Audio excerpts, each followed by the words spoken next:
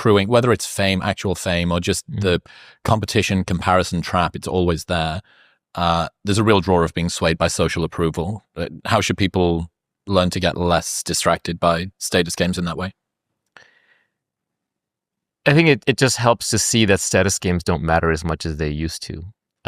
In old society, let's go back hunter-gatherer times, there was no such thing as wealth. You just had what you could carry. There was no stored wealth. So wealth games didn't really exist, wealth creation games. All that existed was status games. If you were high status, then you got what little was available first. But even back then, you had to earn your status by taking care of the tribe. Now we have wealth creation, where you can actually create a product or a service. You can scale that product or service, and you can provide abundance for a lot of people. And that's not zero sum. That's a positive sum game. I can be wealthy. You can be wealthy. We can create things together.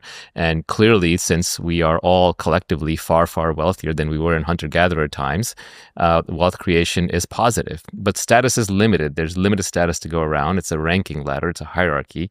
And so to rise in status, somebody else has to lower in status.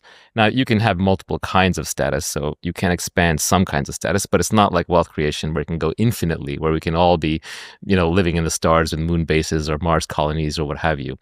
So just realize that status games are inherently limited. They're always combative. They always require direct combat, whereas wealth creation games can be just you're creating products. You don't have to fight anybody else. Yes, in the marketplace, your product has to succeed, but that's not quite the same as invective against other people or being angry with other people or feeling pushed down or pushed up or having a beef with somebody. So I would argue that wealth creation games are both more pleasant.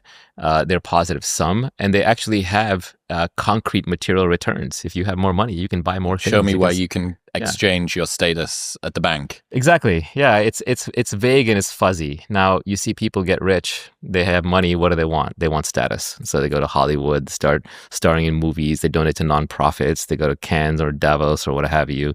And they start trying to trade the money for status. So, people always want what they don't have. And we are evolutionarily hardwired for status because, as I said, wealth creation didn't really exist until the agricultural revolution, when you could store grain, and then the industrial revolution took it to another level, and now the information age is taking it to yet another level.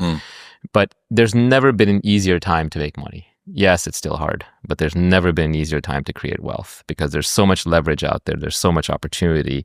You still have to go find it. It's not easy. It's not going to fall on your lap, and you have to learn something and know something and do something interesting. But nevertheless, it's possible to many more people. A few hundred years ago, you were born a serf, you were going to die a serf. There was almost no way out of that. That's changed. And so I would argue